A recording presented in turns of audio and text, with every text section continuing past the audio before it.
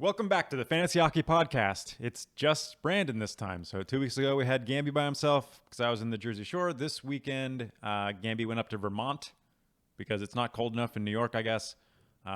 So it's just me. I'm going to jump right into it. There's no grammar school that I'm aware of, at least. I mean, we butcher names all the time, but I think we're just kind of taking a permanent bye at this point. But maybe it'll be something new.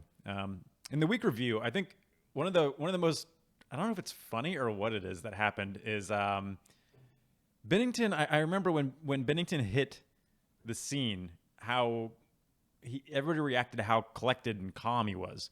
There's an interview with him that's pretty easy to find, where they asked him like how he feels and if he's nervous, and he was basically like, "Do I look nervous?" and just like deadpan, which is funny and kind of endearing. But in the game on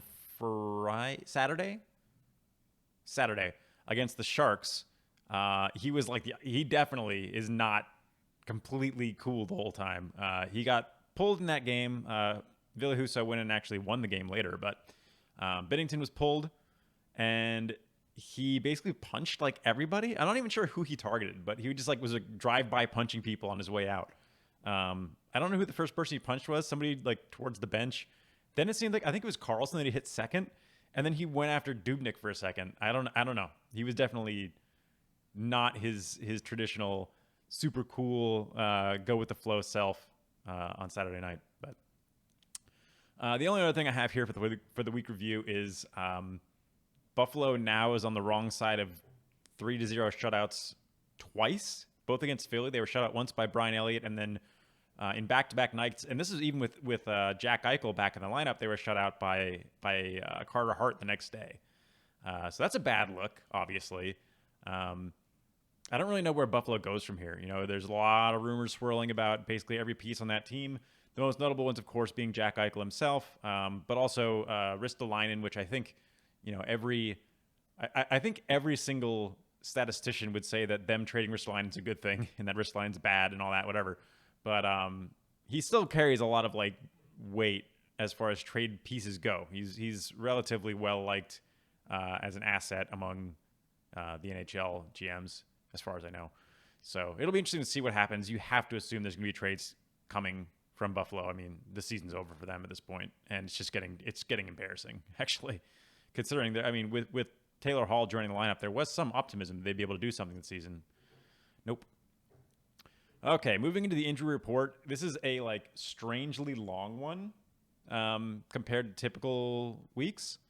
First off, we've got Connor Garland, who is day-to-day with a lower body injury. Bummer, because he was having such a great season, but from what I understand, it doesn't seem like it's going to be long-term, so we'll see. Darcy Kemper is day-to-day with a lower body injury. I mean, we know everything about those Arizona goaltenders, right? With him and Ronta, you know you're going to get some Aiden Hill starts if you really need them. Linus Ullmark is out about a month with a lower body injury. We've got Jacob Markstrom day-to-day with an upper body injury. Teuvo Teravainen, Turbo, is out indefinitely with concussion. That's usually, I mean, obviously not what you want to hear, but that's just, it really means that there's no timeline at all. So he could come back soon. He can come back, he could not come back. We just don't know. So, you know, take that as it comes. If he shows up on IR, it's probably worse than better. Dylan Strome is day-to-day, also with a concussion, but it seems like it's more likely to be short-term. Cale Makar is day-to-day with an upper body injury. Anytime I see a player that has an upper body injury that comes back for one game and then is gone again, it makes me think that it's a concussion, honestly, but we'll see. Dylan Larkin's day-to-day with an upper body injury. Josh Anderson is day-to-day with a lower body injury. Nico Hischier is day-to-day again with an upper body injury. Panarin, he's on the list here, not because he has an injury, but because like I mean, we talked about it a little bit on the Friday episode. He's out for some amount of time. 2 weeks, I think was the amount of time he gave for his personal leave. But it could be the rest of this. We don't know. He could be gone. We have no idea what's going to happen with him. I mean, you can tweet us all day long, but we have no idea. Neither does anybody else. Unless somebody's like a close friend. I think Panarin doesn't even know how long he's going to be out, right? Like, it's just, there's no knowing with that one. Tomas Hertl has COVID, or is on the COVID protocol at least anyway. Austin Matthews is day-to-day with some sort of hand and wrist injury. Evgeny Kuznetsov is day-to-day with an upper body injury.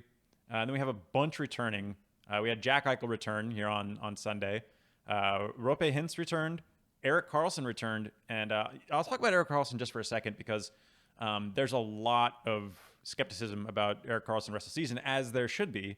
But if you have Karlsson, we're looking at a week that the off nights are semi-important, and there are not a ton of teams that have like good off night coverage.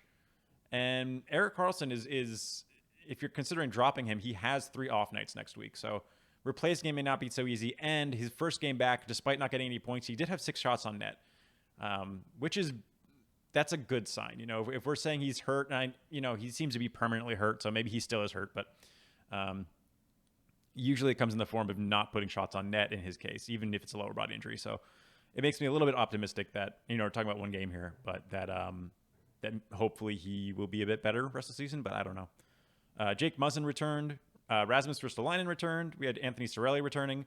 I have Vladimir Tarasenko in here, not because he has returned, but it seems like it's imminent, like it will happen this week.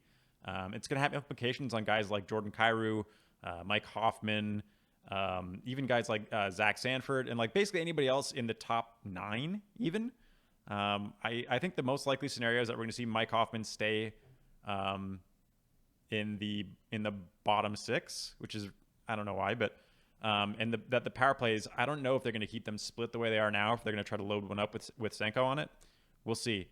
But it might be a decent time to try to knock on some doors if people have no idea how to value Senko, which is very likely, just to see what people are thinking. Good upside there. But Zach Werenski returned. We had Claude Giroux returning as well. Tomas Chabot returned. Or Thomas, not Tomas. Sean Monahan returned, and Joe Thornton returned. So, I mean, there was others, but these are the ones that I think are fantasy relevant, and that's what we try to stick to in these shows. I'm checking in fact, I'm going to move my camera over here so I can see a little bit better what's going on in case I need to look at that. Okay. Next up is drop candidates. My first one here is from Dallas, and that's Denis Gurianov. Left wing, right wing, 30%. I had a lot of questions on him recently, and most of them revolved around, should I be trying to hold on to him for long term, or like, what is the deal? And I think my basic thought is like he's fine when he's going, but he's very streaky. And I think with more and more players coming back, like once Radulov comes back, for example, I think and Hintz coming back, it's not necessarily a good thing for him. In fact, I think it's probably a bad thing, as he'll most likely lose ice time to some of those guys.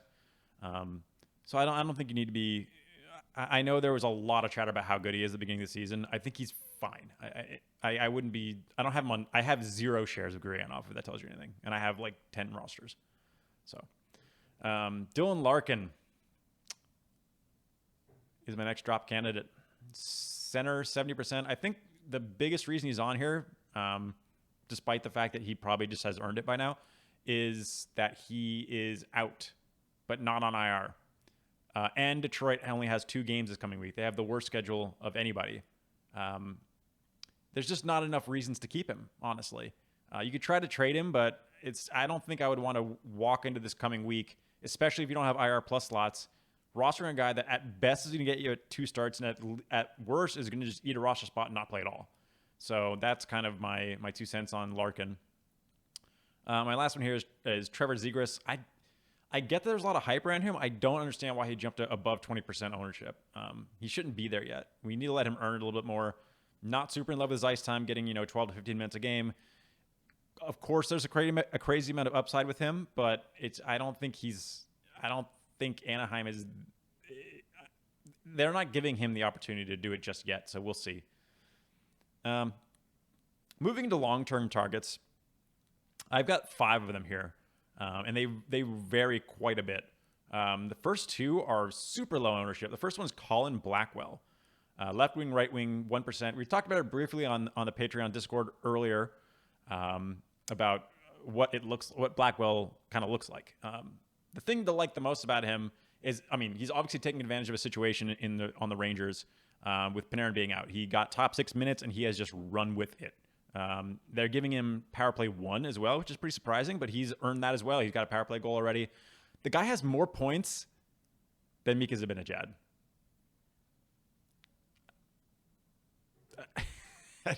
Obviously that comes with a bit of luck, but I don't really, it's crazy to me. But anyway, he's shooting quite a bit. He's hitting, which is nice.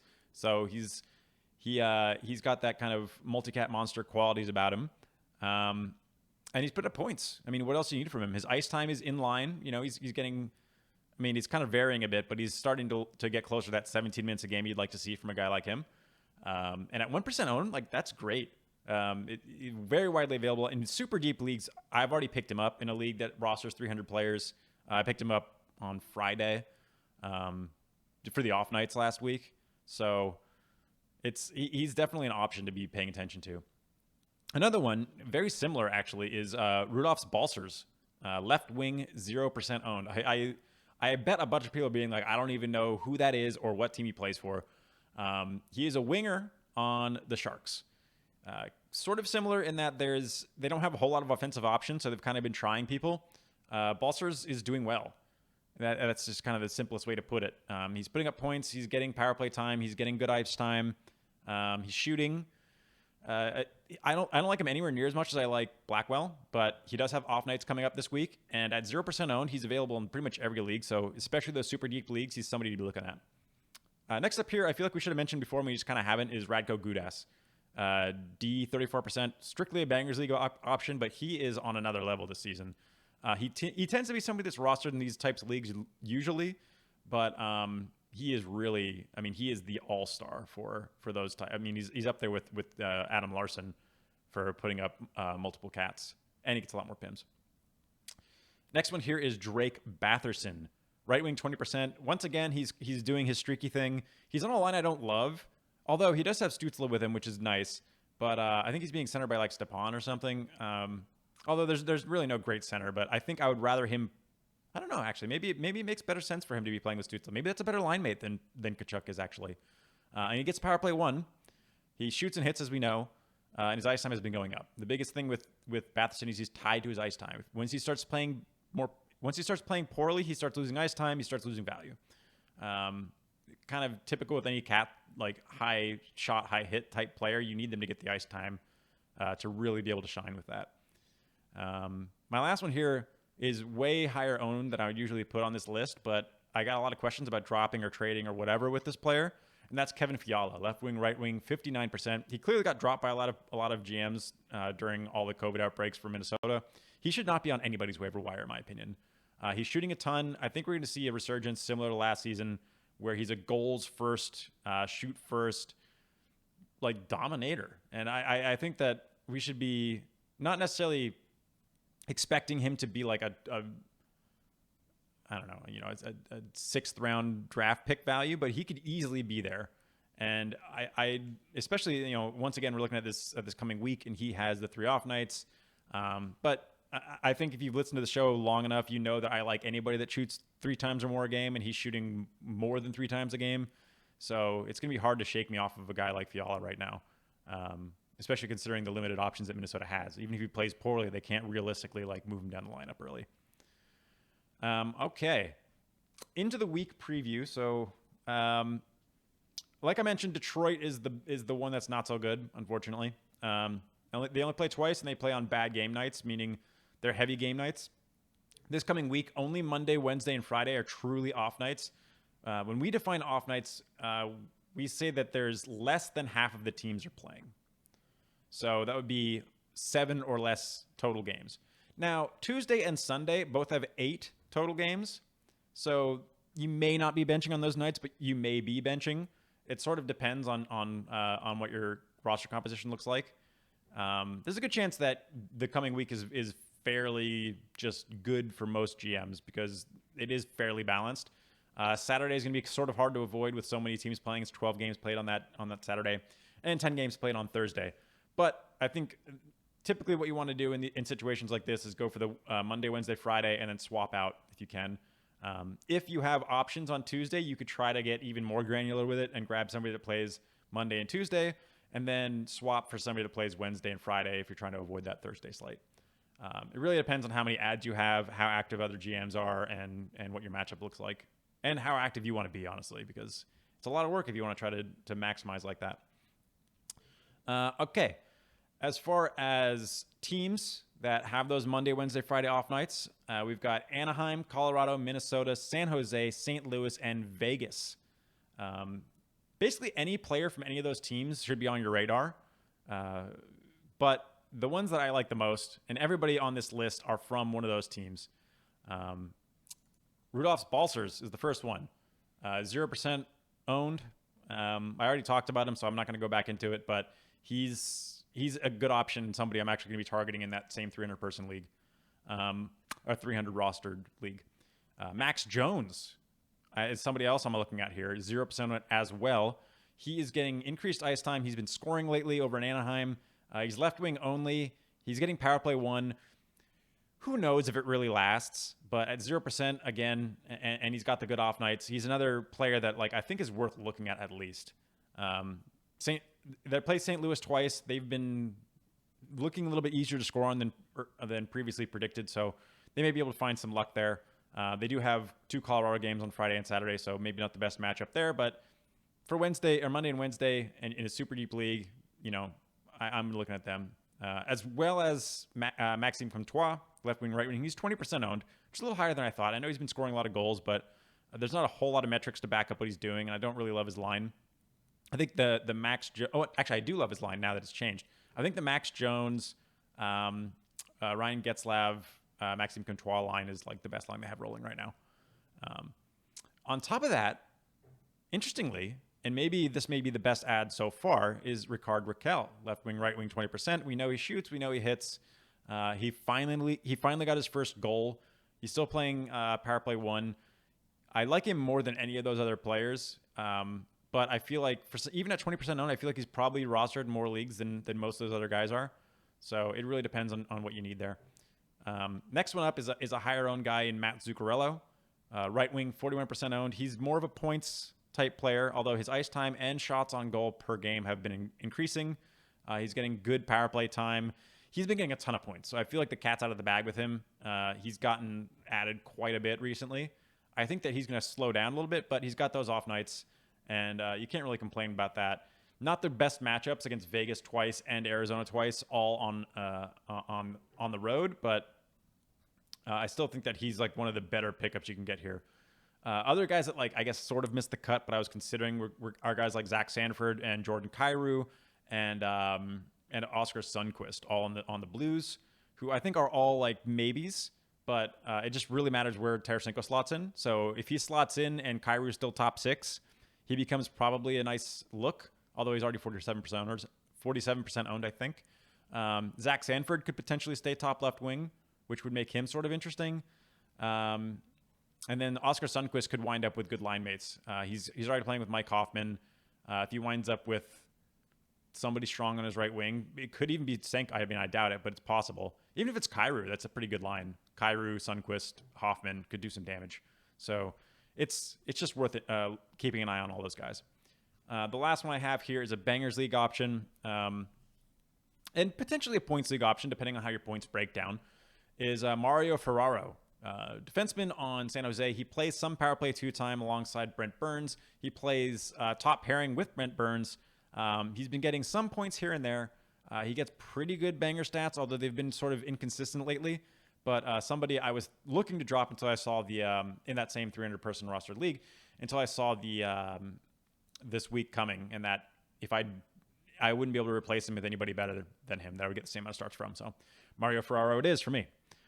And that wraps up the week preview. So I'm recording this Sunday night for a change, which means I want to get this up quickly so that you get a chance to listen to it if you have next day ads, hopefully being able to get your ads in for Monday. But Gamby will be back for Unsustainable Wednesdays as always. And until then, thanks for listening.